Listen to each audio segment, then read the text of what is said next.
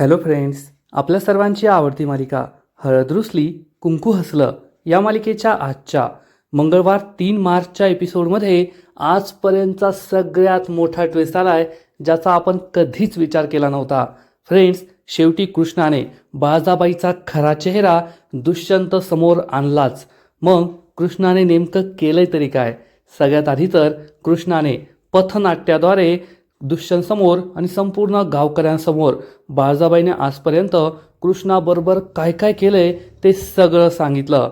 मग कृष्णाला जो साप चावला होता त्यापासून ते कृष्णाला जमिनीत गाडण्यापर्यंत हे सगळं कृष्णाने दुष्यंतला सांगितलं. पण दुष्यंतचा आपल्या आईवर अंधारा विश्वास आहे. तो कृष्णावरच चिडला की देवीसारख्या माझ्या आईवर तू इतके घाणेरडे आरोप लावलेस का? आणि मग कृष्णाने एकानंतर एक सगळे पुरावे दुष्यंत समोर आणले. त्याने चक्क त्या गारुड्याला बोलवलं. त्यानंतर ज्या मुलीने कृष्णा म्हणून चोरी केली होती त्या मुलीला बोलवलं. मग ज्या गुंडाने कृष्णाला जमिनीत गाडलं होतं त्या गुंडाला बोलवलं. आणि एवढंच नाही तर बाळजाबाई आणि पूजाचा व्हिडिओसुद्धा दुष्यंतला कृष्णाने दाखवलाय. त्यामुळे कृष्णासमोर आणि दुष्यंतसमोर आता बाळजाबाईची सगळी कारस्थानं आली आहेत, ते सुद्धा पुराव्यासहित. मग हे सगळं घडलं तरी कसं हे जाणून घेण्यासाठी हा व्हिडिओ शेवटपर्यंत नक्की पहा.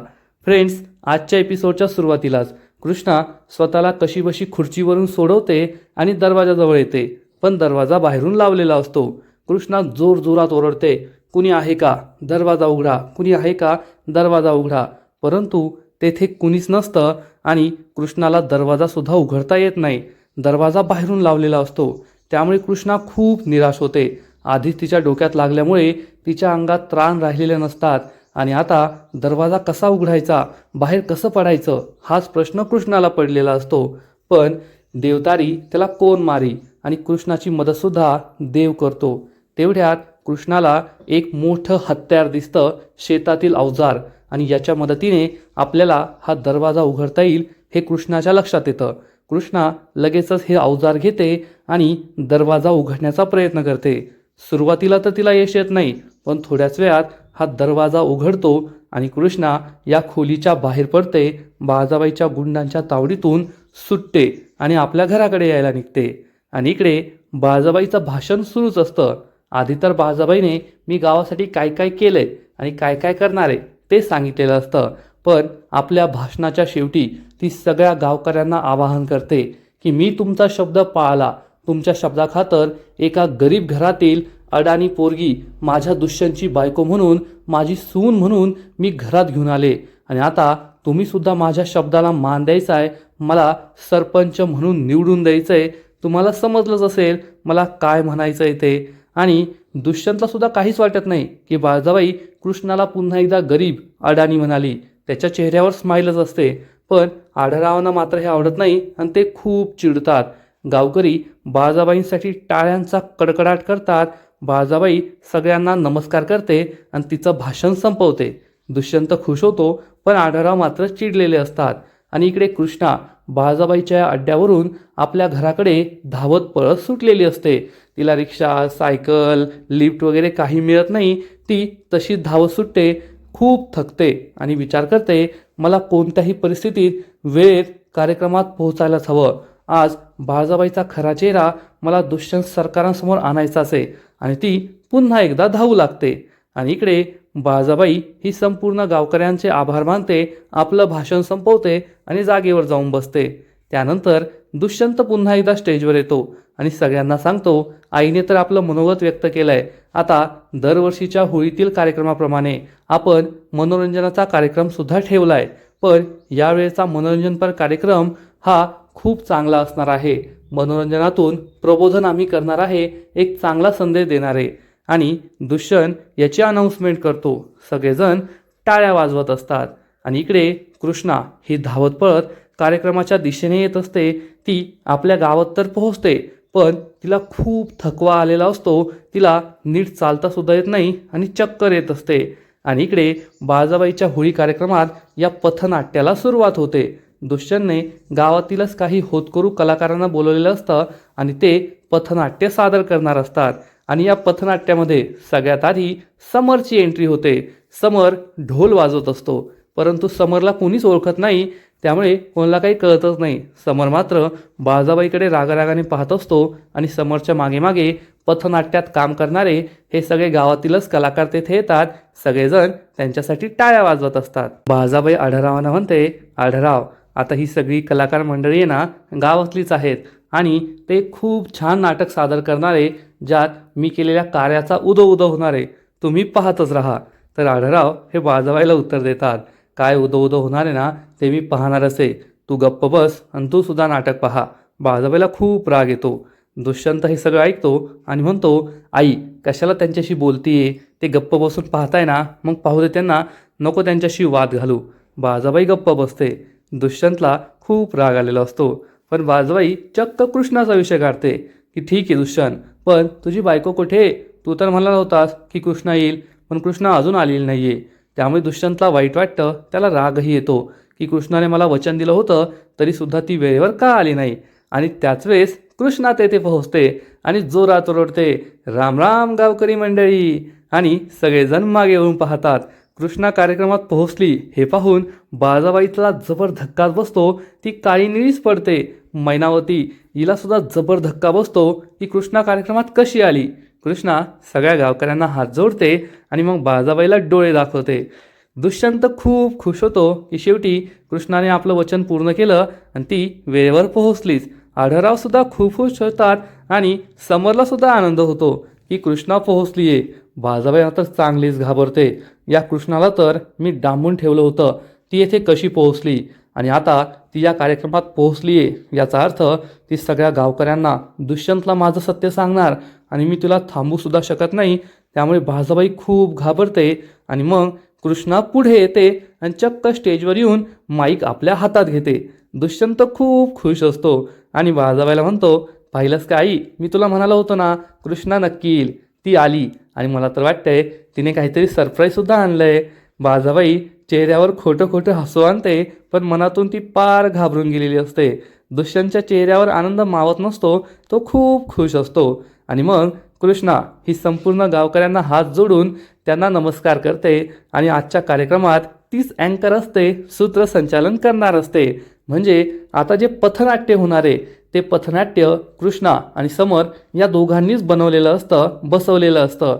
म्हणजे जेव्हा काल कृष्णा समरला भेटायला गेली होती आणि तिने समरला आपल्याला हाच प्लॅन सांगितला होता की उद्या होळीच्या कार्यक्रमात एक पथनाट्य होणार आहे आणि या पथनाट्याच्या कार्यक्रमामध्ये आपल्याला बाळजाबाईने आजपर्यंत काय काय पापं केली आहेत ते संपूर्ण गावकऱ्यांना दाखवायचं आहे. म्हणजे आपण डायरेक्ट बाळजाबाईवर आरोपसुद्धा करणार नाही आणि दुष्यंतला सगळं सत्यसुद्धा कळेल. आणि दुष्यंतला हे माहीत नसतं, कृष्णा आणि समरचा प्लॅन मात्र बनलेला असतो. आणि कृष्णा म्हणते, अरे मंडळी, ये दुनिया गोल है लेकिन सबसे बडा झोल है. म्हणजे कृष्णाची भाषा ही खूप अलंकारिक असते, जशी पथनाट्यात असते अगदी तशी. दुष्यंत खूप खुश होतो की कृष्णाने खरंच भारी सरप्राईज दिलं आहे आणि या कार्यक्रमाची खूप छान तयारी केली आहे. आणि इकडे बाळजाबाई मात्र टेन्शनमध्ये असते की आता मी कृष्णाला अडू शकत नाही आणि कृष्णा नेमकं करणार तरी काय. आणि मैनावती ही बाळजाबाईला म्हणते, बाळजाबाई, तुमच्या सुनेने तर बाजी मारली. इतक्या दिवस ती प्रचारात नव्हती आणि आजच्या प्रचारात सगळ्यात पुढे. मला तर काही कळतच नाहीये, तिने तर मोके पे चोकाच मारलाय. बाळजाबाई खूप चिडते. मैनावती मात्र तिची अवस्था पाहून हसते. आणि मग कृष्णा आपलं अँकरिंग, आपलं सूत्रसंचालन सुरू करते. कृष्णा सर्वांना सांगते, तर गावकऱ्यांनो, जसं की दुष्यंत सरकारांनी तुम्हाला सांगितलं, आजचा हा कार्यक्रम मनोरंजनाचा असणार आहे, पण त्याचबरोबर आम्ही तुमचं प्रबोधनसुद्धा करणार आहे. काही चांगल्या गोष्टी तुम्हाला सांगणार आहे. गावातील वाईट गोष्टी आपण या होळीत जाळून टाकणार आहे. आणि मग कृष्णा या गोष्टीबद्दल सांगू लागते. ही गोष्ट आहे एका राजमातेची, एका राजाची आणि एका राणीची. म्हणजे या गोष्टीतील राजमाता असते बाळजाबाई, राणी असते कृष्णा आणि राजा असतो दुष्यंत. आणि हे तिघे मिळून कसं एकमेकांच्या आयुष्यात काय काय करताय कृष्णा या गोष्टीत सांगणार असते. सुरुवातीला तर दुष्यंतला काही कळत नाही, पण कृष्णाचा मात्र पूर्ण प्लॅन ठरलेला असतो. आणि मग या पथनाट्यातील कलाकार एकदम भारी असं पथनाट्य रंगू लागतो. पथनाट्याच्या सगळ्या गोष्टी सांगत असतो की एक राजमाता होती. राजमाता खूप चांगली होती. रयतेवर तिचा खूप जीव होता. म्हणजे कृष्णा आधी या पथनाट्याद्वारे सांगते की बाळजाबाईचं एक रूप कसं आहे, बाळजाबाईचे 2 रूप आहे किंवा तिचे खायचे दात वेगळे आणि दाखवायचे दात वेगळे आहेत आणि दाखवायच्या दातामध्ये ती गावकऱ्यांसाठी देवीसारखी आहे, गावकऱ्यांच्या सगळ्या अडचणी दूर करते, गावातील करता करविता आहे, गावकऱ्यांसाठी ती काय काय करते असं या पथनाट्यामध्ये दाखवलं जातं. त्यामुळे दुष्यंत चांगलाच खुश होतो आणि मग त्यानंतर कृष्णा दुष्यंतची आणि तिची ओळख करून देते, म्हणजे या गोष्टीतील राजाची आणि राणीची. सगळ्यात आधी ती राजाची ओळख करून देते, म्हणजे राजपुत्राची, या राजमातेच्या मुलाची दुष्यंतची ओळख करून देते. दुष्यंतला समजतं ही तर आपलीच गोष्ट आहे आणि मग त्यानंतर कृष्णा गावातील एका गरीब शेतकऱ्याच्या मुलीची ओळख करून देते, म्हणजे राणीची, म्हणजे स्वतःची कृष्णाची. आणि हे पथनाट्यातील सगळे कलाकार आपापली ओळख करून देतात. दुष्यंत खूप खुश असतो, पण बाळजाबाईच्या चेहऱ्याचा रंगच उडालेला असतो. कृष्णा ही स्वतःची ओळख करून देताना सांगते, ही शेतकऱ्याची मुलगी म्हणजे न्यायनिष्ठ, तिला कोणावरही अन्याय झालेला चालत नाही, मग समोर कुणीही असो, राजमाता किंवा राजा, ती अन्यायाला वाचा फोडते आणि ज्याच्यावर अन्याय झालाय त्याच्या बाजूने उभी राहून त्याला न्याय मिळवून देते. आणि बाळजाबाईला आठवतं की आधीपासूनच कृष्णा तिची तमा न बाळगता, तिला न घाबरता तिने जे जे काही चुकीचं केलंय त्याच्या विरोधात बोलायची आणि अनेक वेळेस ती बाळजाबाईला नडली होती. मग गावात जेव्हा बाळजाबाईने सामुदायिक विवाह सोहळा सुरू केला होता तेव्हा काय घडलं होतं, त्यानंतर कृष्णाने बाळजाबाईच्या डोक्यात काठी घातली होती, हे सुद्धा बाळजाबाईला आठवतं. आणि या पथनाट्यातील सूत्रसंचालक पुढे येतो आणि सगळ्यांना सांगतो, या राजमातेचा खरा चेहरा वेगळा होता आणि दाखवायचा चेहरा वेगळा होता. तिचा दाखवायचा चेहरा तर होता की मी गावची तारणहार आहे, परंतु खरा चेहरा मात्र तिने गावाची पार रया घालून टाकली होती. गावातील लोकांचा ती अतोनात छळ करायची, गरीब शेतकऱ्यांचा छळ करायची, त्यांना सावकारी कर्ज द्यायची आणि त्यांच्या जमिनी लाटायची. हे सगळं ऐकून बाळजाबाई आणि दुष्यंतला जबर धक्काच बसतो. आणि मग कृष्णा दुष्यंत आणि त्याच्या लग्नाची, म्हणजेच राजा आणि राणीच्या लग्नाची गोष्ट सांगते की या राजमातेने गावचा शब्द खाली पडू नये आणि स्वतःला निवडणूक जिंकता यावी यासाठी राजा आणि राणीचं लग्न लावून दिलं, परंतु हे लग्न खोटं होतं, मनाविरुद्ध लागलेलं होतं. आणि त्यानंतर राजा आणि राणीच्या संसाराला किती त्रास झाला हे कृष्णा या गोष्टीतून सांगते. आढळरावांना खूप आनंद होतो की कृष्णाने खरंच खूप मोठी हिंमत केली आहे. तर बाळजाबाई खूप चिडते. दुष्यंतला सुद्धा आतापर्यंत कळून आलेलं असतं की कृष्णा आपल्या घरची गोष्ट सांगतेय आणि आता कृष्णा सत्य सांगायला लागली आहे की राजमातेने म्हणजेच बाळजाबाईने ही सगळी कट कारस्थानं केली. त्यामुळे दुष्यंतच्या चेहऱ्याचा रंग सुद्धा उडालेला असतो. तो कृष्णाकडे आणि या नाटकाकडे रागारागाने पाहत असतो. आणि मग या नाटकातील कलाकार सगळं सादर करत असतात की राजाचं आणि राणीचं एकमेकांवर प्रेम तर जडलं, ते एकमेकांवर प्रेम करू लागले होते. मग कृष्णा पुढे सांगते, पण राजमातेला हे आवडत नव्हतं. गरिबा घरची शेतकऱ्याची पोर घरात आणली, ती काही आपल्या संपत्तीला साजेशी नाहीये, तिला घराबाहेर काढायचं असं राजमातेने ठरवलं. आणि मग सगळ्यात आधी राजमातेने एक गारुडी पाठवला. या गारुड्याने घरात साप सोडला. हा साप राणीला चावावा अशी राजमातेची इच्छा होती, पण तो राणीला नाही चावला, तर नशिबाचे फासे पलटले. तो चावला राजपुत्राला, राजाला. मग राजमाता घाबरली, पण तिने काही नाही केलं. शेवटी राणीने आपला जीव धोक्यात घातला आणि या राजाच्या हातातून विष काढून फेकलं आणि स्वतःचा जीव धोक्यात घातला. दुष्यंतला आठवतं, ही तर आपलीच गोष्ट आहे. जेव्हा साप मला चावला होता तेव्हा कृष्णानेच मला वाचवलं होतं. आणि हे सगळं पाहून बाळजाबाईला जबर धक्काच बसतो. आणि तेवढ्यात एक गारुडी तिथे आला होता, जोने कृष्णावर आरोप लावले होते की कृष्णाने दुष्यंतचा जीव घेण्यासाठी हा साप घरात सोडायला सांगितला होता. आणि कृष्णाने तेव्हा दुष्यंतला विचारलं होतं, दुष्यंत सरकार, तुम्हाला खरंच असं वाटतंय का मी काही करेल? आणि या नाटकातसुद्धा हा गारुडी येतो आणि जसे तसं हे नाटक सादर केलं जातं. कृष्णा सांगते आणि मग त्यानंतर राणीला या राजमातेचं सत्य कळालं. राजमाता म्हणाली की त्या कृष्णाला मी घरात संसार करू देणार नाही. ती कृष्णा स्वतःचं नाव लावते ना, सौ कृष्णा दुष्यंत रांगणे पाटील, मी तिला हे नाव लावण्याच्या लायकीचं सोडणार नाही. हे सगळं ऐकून दुष्यंतला जबर धक्काच बसतो आणि कृष्णा हे आपलं नाटक सादर करत असते. या नाटकातील सूत्रसंचालक सांगतो, मग पहिला डाव तर फसला राजमातेचा. पुढचा डाव सुरू झाला. राजमातेने एक बलदंड गुंडाला सांगितलं की या राणीला चक्क जमिनीत पुरून टाका आणि स्टेजवर अगदी बाजाबाईसारखा मेकअप असलेली बाजाबाईसारखी दिसणारी राजमाता येते.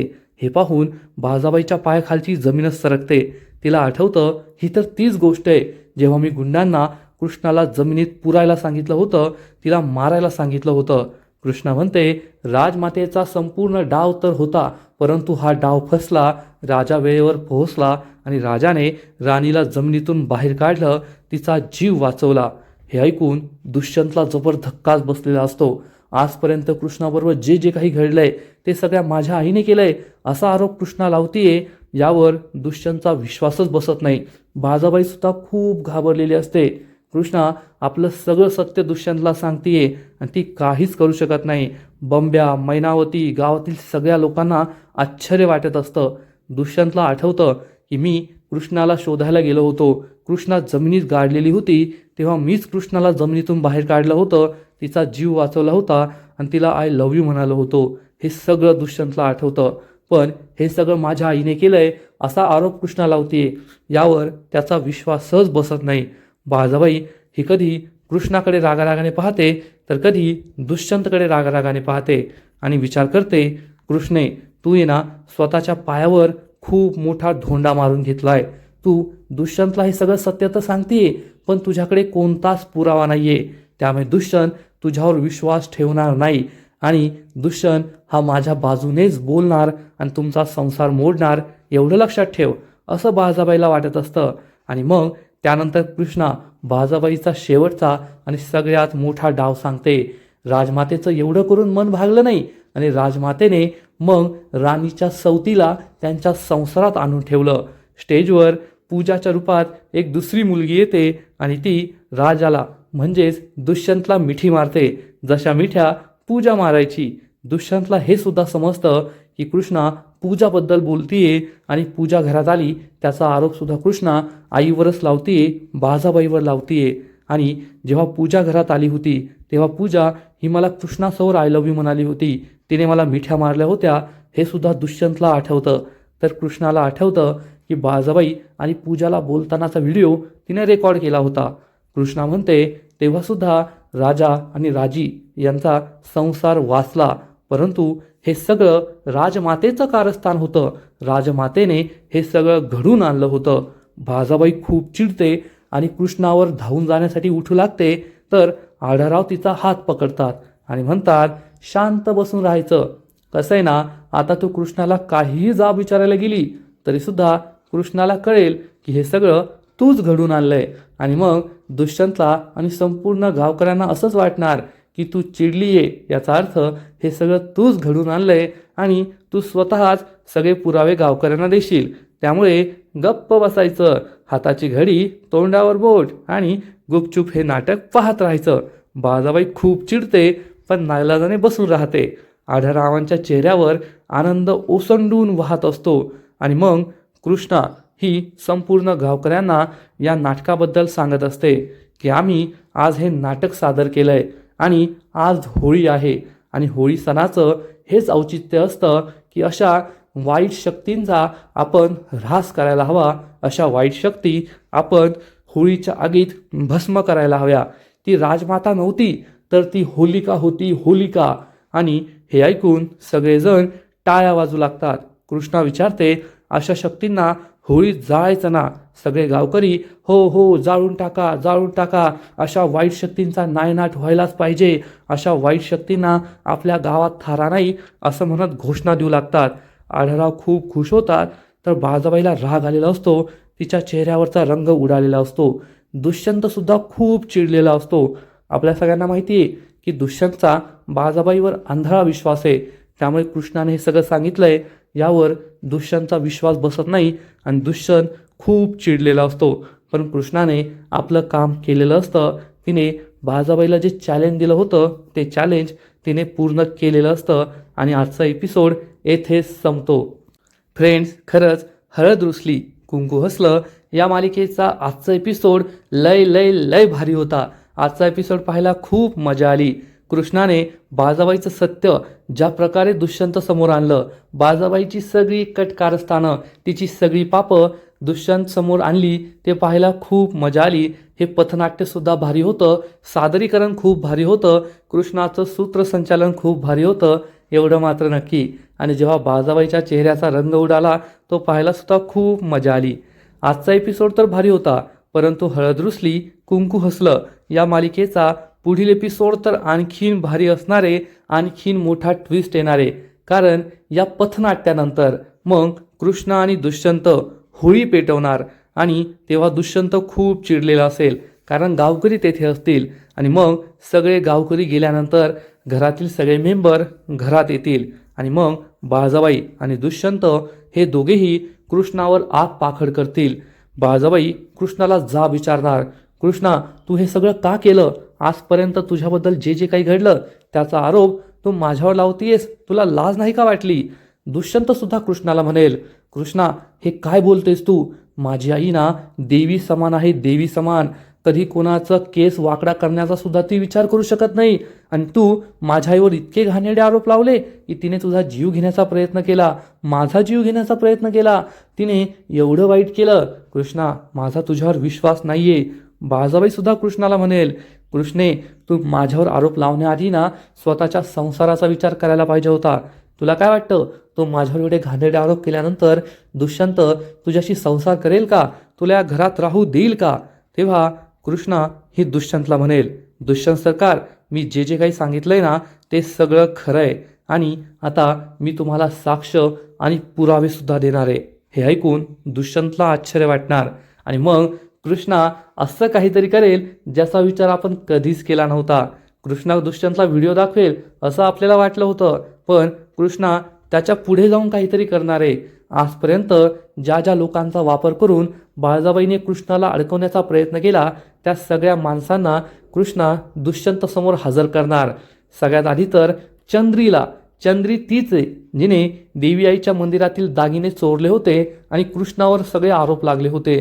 ती चंद्री समोर येईल आणि दुष्यंतला सांगेल, मी जे काही केलं ते बाळाबाईच्या सांगण्यावरून केलं. मग तो गुंड समोर येईल ज्याने कृष्णाला जमिनीत पुरलं होतं आणि तो सुद्धा दुष्यंतला सांगेल, मी जे काही केलं ते बाळाबाईच्या सांगण्यावरून केलं. पण दुष्यंतचा अजूनही विश्वास बसला नसेल, कारण त्याचा बाळाबाईवर आंधळा विश्वास आहे.